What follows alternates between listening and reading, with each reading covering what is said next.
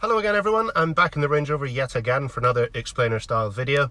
I hope you've all had a great Easter weekend, certainly as good as you can given the current situation.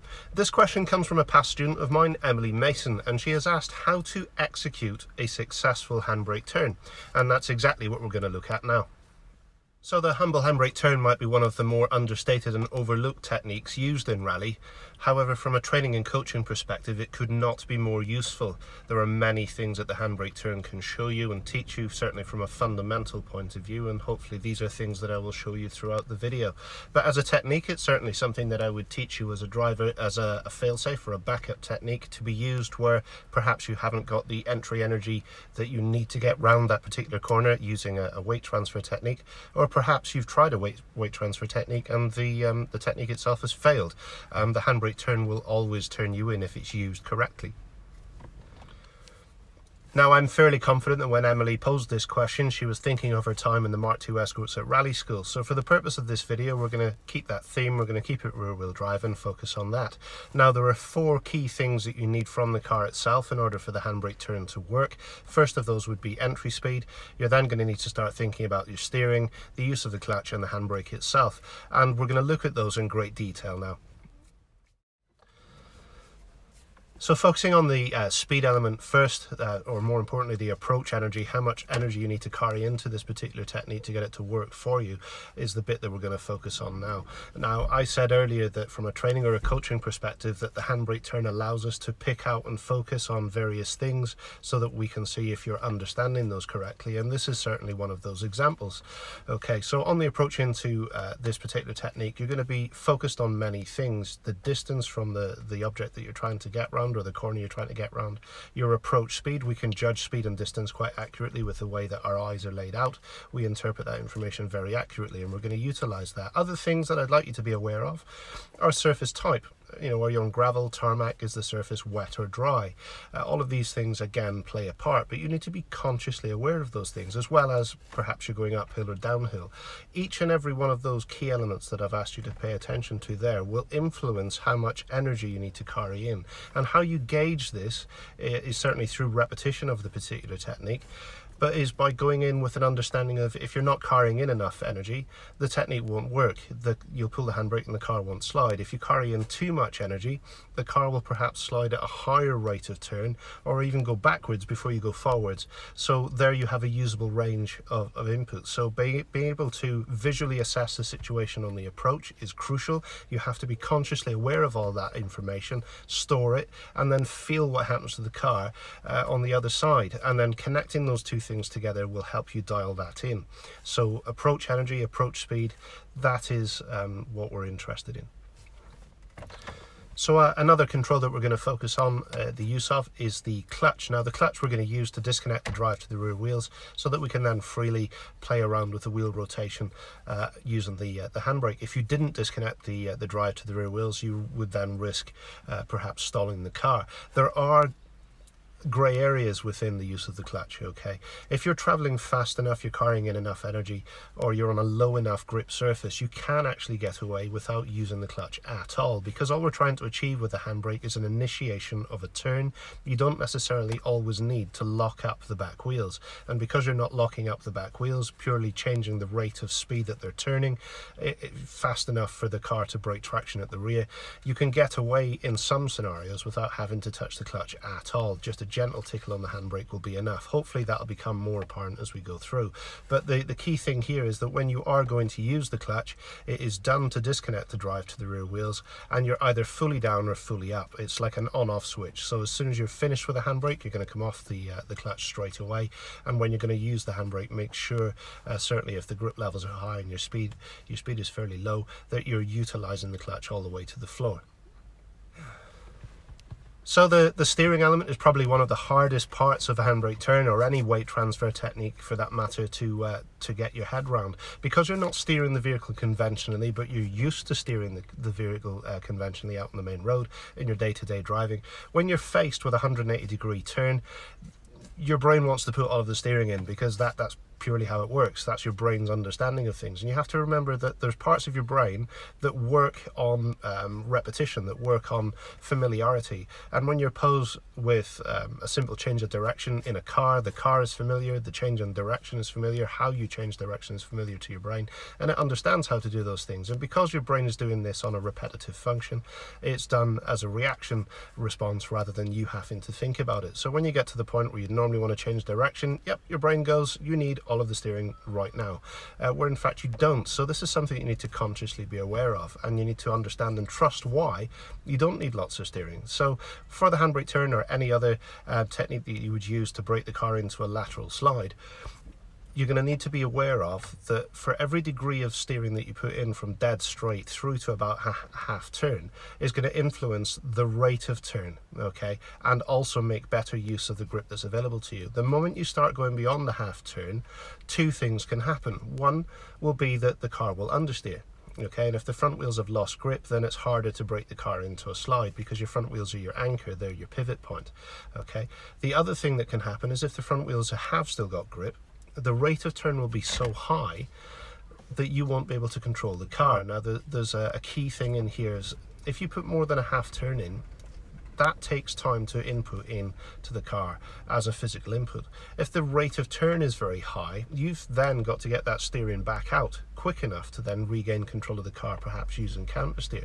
And chances are the car will have rotated so fast that this is unachievable. So what we're trying to do here is give you a usable range of how much steering to use, and the simple usable range here is anywhere between, say, like a 16th of a turn and a half turn. When you start going beyond a half turn, you're really starting to creep into that area where things are going to start happening too fast for you. You will get the car to turn 180 degrees quite easily with as small as a 16th of a turn on the wheel. So these are things from a steering perspective that you need to be aware of. Another thing to be aware of with the steering element is pre-positioning of your hands. I know it sounds kind of noddy, but if you're going to try and utilize a full half turn on your steering, keeping your hands in your normal driving position just won't work. You won't be able to move your hands around the wheel without then perhaps bringing old Mr. Miyagi out and doing a bit of wax on, wax off action. So what we're going to try and focus on there as well is the pre-positioning of your hands. If you're going to go to the right, you want your hand to be round about a 10 o'clock position. And if you're going to go to the left, you want to be down at about a 4 o'clock position so that you can then rotate your hand through that full half turn. If you do not do that, you get to a point where you're then going to start losing control of the wheel and you're not really planning ahead. If you rehearse this as a system, it becomes something that you do automatically on the approach without even thinking about it, and it really does help you. So onto the handbrake itself, the fun part. Now there are two key areas where I see the handbrake misused in a rear-wheel drive application. The first is that it's used as an on-off switch, that it's fully applied and then released without actually being able to measure and accurately determine how much effort was used to get the car to slide. And the other is that it's used to control the full duration of the turn, as in it's applied for the whole turn rather than just the brake of traction that we need to get the car to slide. So when you're initially using the handbrake, or certainly what I try and teach, is to give you a rate of application on the handbrake that's slow enough for you to be able to feel the moment the car starts to slide, because that amount of effort that you've put in on the handbrake equates to the amount of effort you need to get the tires to brake traction at the rear. Now this is a fairly constant thing, so long as your tires, the gradient and all of the things fall in at the same place. You'll be able to repeat this again and again and again throughout your driving career. So having this correct at the start is really useful. It gives you an accurate means of being able to measure your efforts in relation to what you're actually asking the car to do. So if you can accurately gauge, determining by your approach speed, your approach energy, your tire condition, whether you're going uphill, downhill, the amount of effort that you're putting on the handbrake accurately determines the moment that the car is going to start sliding, and you only need the amount of effort that it takes to get the car to slide and nothing more. Anything more than that is a waste of effort, which means you're on the handbrake further and longer than you need to be to get the car to slide. So the more accurate you are with the application of the handbrake, the better your technique and the easier things are going to fall into place. Now the other cool thing that you get away from learning here is that it gives you an accurate measure of how much grip there is. Now where this becomes useful is when we move on to the next element, which is adding the power to control the rate and duration of turn from that point, which is what we're going to look at now. The throttle use in a handbrake turn controls two elements of the turn. Firstly, it would control the rate of turn by altering how much wheel spin, how much grip there is at the rear of the car, and the other, it controls the duration of the turn, and that's controlled by purely how long you sustain that wheel spin for. Okay, there are two key things that I see done wrong with the power. Firstly, would be the application, the initial application of the power would be too aggressive too early on, so that results in an uncontrollable rate of turn or a spin. And the other is this hunting sort of scenario where you've got a very on-off application of the power, almost like pumping the pedal. And you just have to remember really what that's doing to the car at that particular moment in time. You've got that continual alteration of wheel spin speed, which is changing how much grip is there at the rear of the car. And the other thing is it's shifting the weight continually front and rear, which is very unsettling and can hinder things. We're really looking for a very deliberate, controlled, sustained rate of turn here that is entirely controllable. It's very accurate. So remembering back to the moment where you started the car sliding with the handbrake, you're going to take away that valuable information there, how much grip you had at that moment, and then try and tie that into an amount of power that you're going to apply to continue the rate of turn. So to give you an idea of what would be too little in the way of power application, or even too late, is if you don't have a slide, if you feel that the car is just pushing on into an understeer, you've pretty much not applied enough power. If you apply too much power, the rate of turn is likely to be so high that it will be uncontrollable. So you're trying to find a balance point between the two. Now, regardless of surface type, because the car is already in a very gentle controlled slide, the rear of the car has already lost grip, therefore you don't need a lot of power or a lot of throttle use to continue that with wheel spin. So you're looking for a very low point in the rev range to control and continue that rate of turn. Once you have that sustained rate of turn, you find that balance point, you can then accurately alter how fast the car is turning by gently adding or removing some power. But I stress that this has to be done gently. What you don't want to do is have a very quick movement on the pedal, which will alter the rate of grip quickly, which would then result in an uncontrollable rate of lateral movement, and you'd spin the car, which is not what you're after at all. So to have a quick run through of the technique as a whole, you're going to always try and maintain a number of constants here. Okay, it's very important that you have these constants in place so you can actually single out and focus on various elements of your technique, so that you can prove whether things are correct or whether you're doing too much or too little of each element. Okay, so some of the things you're focusing on are your entry speed. Try and maintain a very constant entry speed and keep the entry speed low. You don't want the entry speed to be high. You want things to be happening at a rate that you understand. So one of the ways of doing that is to keep the entry speed as low as possible as you need to get the car to actually move for you. So somewhere around sort of 15-20 miles an hour is an absolute maximum, certainly at the beginning. And once you understand the amount of effort that you need to get that to work at that speed, then you could start increasing your entry speed and see how that changes, how much effort you need from all the other control elements, and build on it from there. Much the same as what you do by introducing changes in grip, changes in slope, camber. All of those things influence the inputs you need, but it's good to have a place to start from, and that's what we're looking at now. So a nice flat level surface, the same grip levels, the same approach speed, the same steering on the approach, the same distance from the barrel, and the same trigger point. Okay, if you maintain all of these things every time you go round, you're looking at having a repeatable constant, something that you can work from to iron out and focus on whether things are going right or wrong for you. So on the approach, you're going to get the car nice and straight up to your 20 miles an hour or so as an absolute maximum, and you're going to keep that speed right up to the point where you're just about to change direction. So what I tend to give people as a trigger is where the front wheels are in line with the obstacle you're trying to get round, in line with that barrel, or use the corner points of the windscreen. As your obstacle comes into line with that corner point of the windscreen, you can be assured that your front wheels are at least in line with the obstacle that you're trying to get round. So just as you get to that point, then you're going to think about breaking this down into three very distinct parts. The first part will be to disconnect the drive to the rear of the car. You're going to use your clutch. So the clutch goes all the way to the floor and it'll stay there. The next thing you're going to do is put your steering input in. So just remember what we said about pre-positioning your hands. This could be done on the approach. So we're going around to the right here. You'd pre-position your hand in the 10 o'clock position. So from that position, then you're going to put in roughly quarter to a half turn. Now I quite encourage these bigger inputs at the start, so a half turn probably at the start, so you can see that, yeah, the car moves quite quickly, but Subconsciously, it's an easier input to put in because it's closer to what you want to do. What you tend to see here is that you'll put your half turn in, and Mr. Miyagi comes out, and you end up winding in more than a full turn on the car, which makes things really hard for you. Okay, so from that point then, you're going to have your clutch down, your steering's in place, and then you're going to think about squeezing the handbrake. So the important thing here is not to do all three at the same time. That's where we're breaking it down into three very distinct steps. You're going to clutch first, then steer, then squeeze the handbrake. When you break them down like this, as you steer in and then pause, it gives the car a chance to actually start to turn. And that's a crucial element of this. If you do your turn then handbrake straight away, what happens is the car doesn't want to turn. You feel it sort of fight against itself. If you turn, then pause, then pull the handbrake, you give the car a chance to actually commit to that initial rotation. And then as you squeeze the handbrake, you find that you need less effort to actually break it into a slide.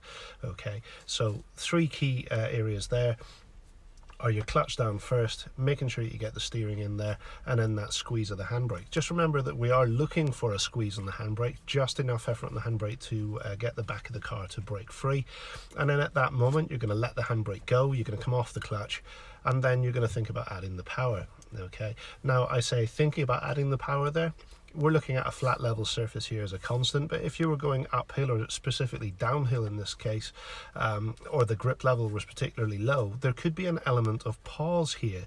Okay, so as you feel the slide start, you think, oh crikey, that's quite a low grip surface. You may not need to apply the power straight away, but what you will do is you will still drop the handbrake, you will still come off the clutch, same as what you would before, but you would pause and stay off the power, let the car rotate under its own energy, until you start to feel the energy from that slide dissipate to the point where you need to help it and assist it to move forwards. If you start adding the power in early, especially when you're going downhill or on a very low grip surface, this is where you tend to see a lot of cars spin out of control, because there's not really that element of patience in there, that element of understanding and how to utilize the energy in the car to your advantage. So going downhill on a very low grip surface, you will find that there is an element of pause just after you pull the handbrake. You don't want to be on the power immediately. But in this scenario, there is no downhill, there is no low grip.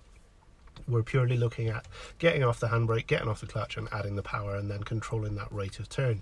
So when you get the power back on, remember it's not a lot of power, it's just enough power to continue that wheel spin, to get the car to come round at a rate of turn that's entirely controllable for you. And we're also trying to leave out any counter steer.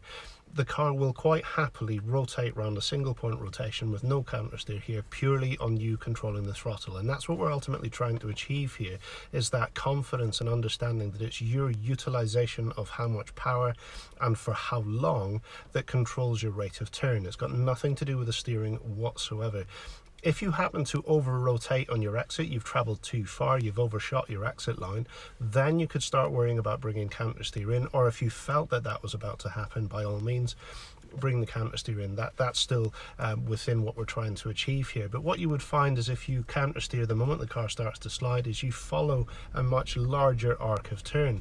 And then to achieve the arc of turn that you're hoping to achieve, you then start feeding more power in to compensate, and then before you know it, more steering comes into it. So it's really important that we separate those two elements out, so that there's a time and a place for the power being used, and there's also a time and a place for the counter steer being used, and that is it. So when you're in the slide, you're then going to start thinking about, well, where do I want to straighten out? Now, one of the ways we can do this, certainly once you're more comfortable with the control elements of the car, is visually. Okay, so initially when I'm training a driver to go through this particular scenario in this way, it's a bit much to ask to be very visual with this. And by that I mean, we're going through a fairly complex, unique alien thing to you, and I'm going to ask you to look out through the side window where you're very comfortable looking out through the windscreen, and I think that's quite unfair to do, and it's quite unrealistic to ask a driver to do. So what I tend to do is I leave the visual aspect of this technique to the end. So when you're about, I don't know, say like the first third or of a quarter into the turn, I would then start encouraging the driver to look out through the window and find where their exit is and lock onto that visually, and track the positioning and location of the car using your peripheral vision, and also the sensation of feel. Your body is actually aligned to the car with the way that you're sat in the seat. So you can understand that your body is aligned front to rear in the car. So when your head's turned off to the side looking for your exit, you can then control the rate of turn more accurately based on what you're actually looking at, if you can in fact see your exit. And then you can control your rate of turn more accurately there. And not only that, you're planning ahead, you're looking ahead of time. Whereas before, if you didn't look into that turn, you're still looking out through the windscreen waiting for your exit to appear. So your exit could be a complete surprise to you. There might be something there in your way, or you know, maybe a sudden change in surface that you're not ready for because you weren't looking for it. So later on, when a driver is more comfortable with the control element, I then start bringing this visual element in. And hopefully you can see from the diagrams that I'm showing you now that where I've got the cross through the car is just to show that that's how your body is aligned with the car, and the red dot signifies your head. And as the car comes through the rotation, through the handbrake turn, you would see that you would pick out and focus on perhaps your turning point as you approach. So your focus would then, your central focal vision would then come into picking out where you're actually going to start the maneuver. But then once that's happened, and once you're comfortably in the slide, your vision would then turn quite quickly out towards where you want the car to end up. And then that gives you a method of gauging how much power you can actually get away with to complete the turn on the car. The other cool thing that happens here then is when you get towards the exit, your head then starts to come back into a line with the car, and at the same time as your head starts to align with the car and your exit comes into line, then your steering should align as well. So if you get into the habit of turning your head from left to right when you're in these tighter turns, when you're sliding laterally, as your head starts to come back and align with the car, then it should tie in with the straightening of the steering as well. So all of these things are connected. You know, it's a very cool thing to get into, but maybe not so much for this video. We'll keep it